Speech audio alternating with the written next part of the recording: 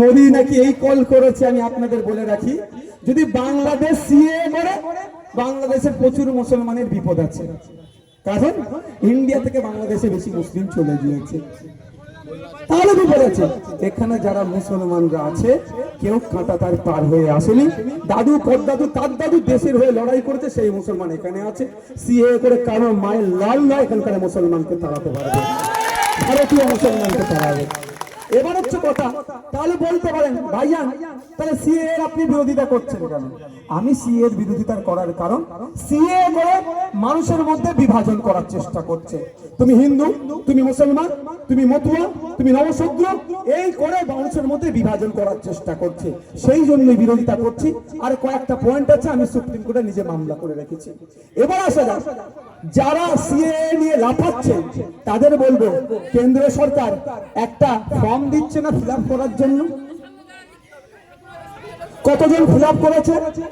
আমি সাধারণ মানুষদের বলবো, যারা অপর বাংলা থেকে এসেছেন, যারা তাদেরকে বলবো আপনারা ফিল আপ করবেন কি করবেন আমি তো জোর করতে পারি না, তবে ফিল আপ করার আগে বলবেন যিনি ডেপুটি হোম মিনিস্টার ছিলেন নিশীথ পরামানিক স্যারকে আগে ফিল আপ করতে বলবেন।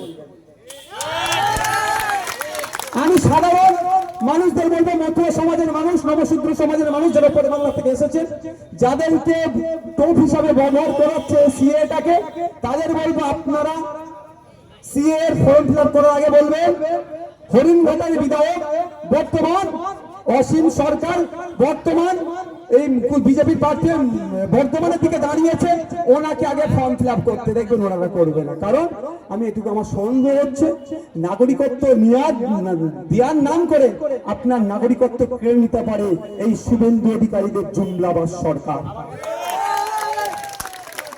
আপনারা করবেন না করবেন, আমি জোর করবো না, তবে করার আগে শুধু বলবেন নিশ্চিত পরামানিককে আগে ফর্ম ফিল আপ করতে হবে, আগে অসীম সরকারকে ফর্ম ফিল আপ করতে হবে, আগে শান্তনু ঠাকুরদের পরিবারের লোকজনকে ফর্ম ফিল আপ করতে হবে।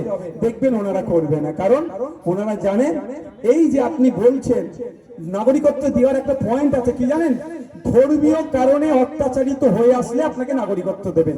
অনেক কটা পয়েন্ট আছে, তার মধ্যে একটা পয়েন্ট গুরুত্বপূর্ণ পয়েন্ট, ধর্মীয় কারণে অত্যাচারিত হয়ে আসলে আপনি নাগরিকত্ব পাবেন।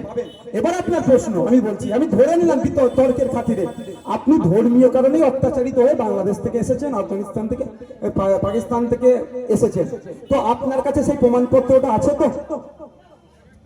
সেই প্রমাণপত্রটা আছে তো? লোকাল সেই দেশের লোকাল থানাতে আপনি জিডি করেছেন তো? পশ্চিমবাংলা নয় সারা ভারতবর্ষে এই ধরনের ওই 3,000 না 30,000 মানুষজনের এই ধরনের